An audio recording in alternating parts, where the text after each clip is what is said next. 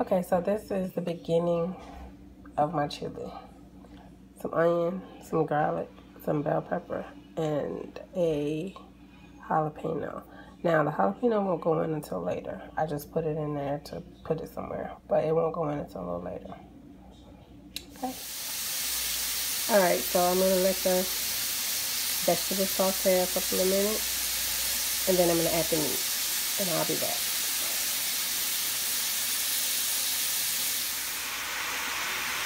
Okay, I've added in my 80-20 ground chuck, and I'm going to mix it around and crumble it up some more, and then I'm going to let it brown. I'm going to drain it and then add it back into the pot, and I'll show you what I do next. Okay, so here I have it strained, it's cooked through. So now we're going to start seasoning the meat. I got chili powder. This one will use a lot of chili powder. 2 tablespoons. Some cumin. Just about a couple teaspoons, not a whole lot of cumin. And I ran out of garlic powder. How I allowed myself to do that, I don't know. But I'm going to use this, and I'm not going to use salt because it's got salt in it.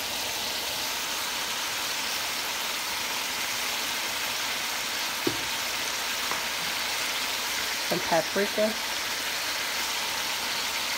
About a tablespoon. And you're going to use some fresh herbs. I already ground some black pepper in there. Some basil and some oregano.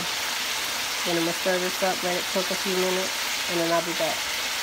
Oh, one more thing. Fresh red pepper flakes. About a teaspoon. Okay, so you see the difference in the way the meat looks. You want to let those spices cook a little bit into the meat. You don't want to just go ahead and start adding your liquid, because then the seasonings, they won't take on the flavor that you get from chili, and then they'll taste raw.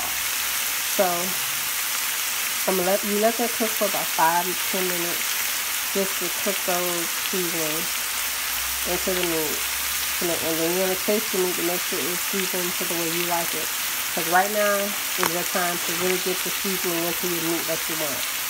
Alright? Alright, so what I've done is I've added fresh tomatoes, and then I'm going to add a couple of cans of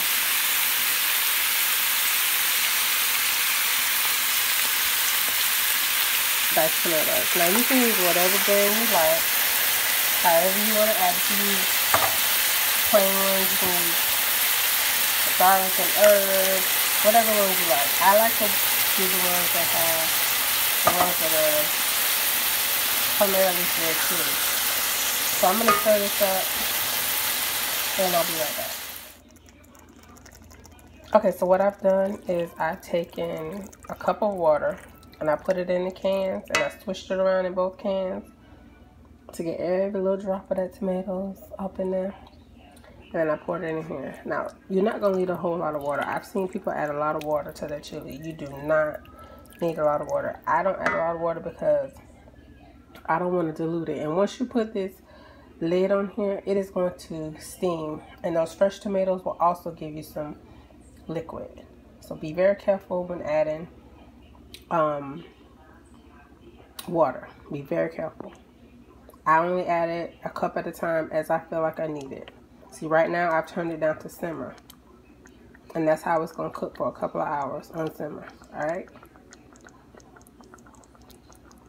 Alright, so the beans won't be added until later. I don't really like to add beans, but since I'm not the only one eating it, I add a couple cans of beans, but that's later on.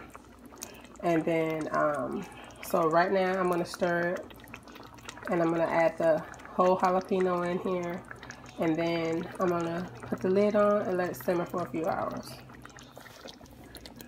Alright, so I've added my jalapeno. When I buy jalapenos and I find a good deal on them, I will buy them, put them in my food saver bags, vacuum seal them, and put them in the freezer. And they keep so well. I do that with my jalapenos, any peppers I buy, habaneros, and my whatever kind of fresh peppers I buy. And I have a lot of them, and I don't want them to go to waste. I put them in that lifesaver bag, food saver bag rather, seal it up, put them in another bag, and put them in the freezer. And they are so good. They're still good. They're still really fresh. They're still hot. So that's just a little tip. Alright.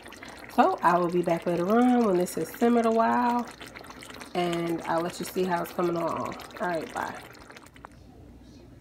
Alright, so you see the amount of liquid that is coming here.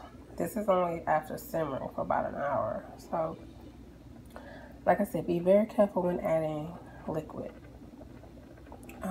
You don't want to dilute it because, like I said, when you put that lid on there, you're going to develop some steam in there, and those tomatoes are going to release liquid. So just be very careful.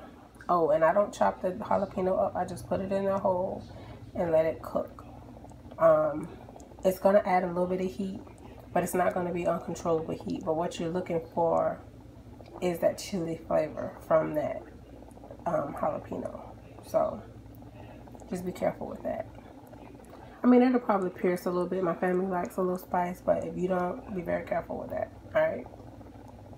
So I'll be back later. Bye. Well, not bye, but see you later.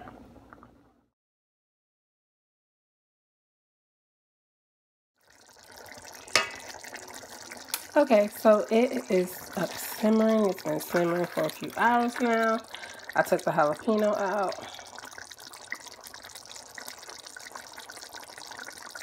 And you can leave it in. You can even chop it up in there if you like. But I just like to get the flavor. I really don't want the seeds all running through there. But I do chop up some jalapeno for the topping for each, individual bowl if you want. But yeah, this is about done. I'm going to add the beans in now. Let it simmer for a little bit longer. And we'll be ready to go. Alright, the beans are in and they're going. And so I'm going to turn this way down. Probably even can turn it off at this point. They've been going for a while. And you want to use a bean that is going to hold up. You don't want something that's going to split apart. And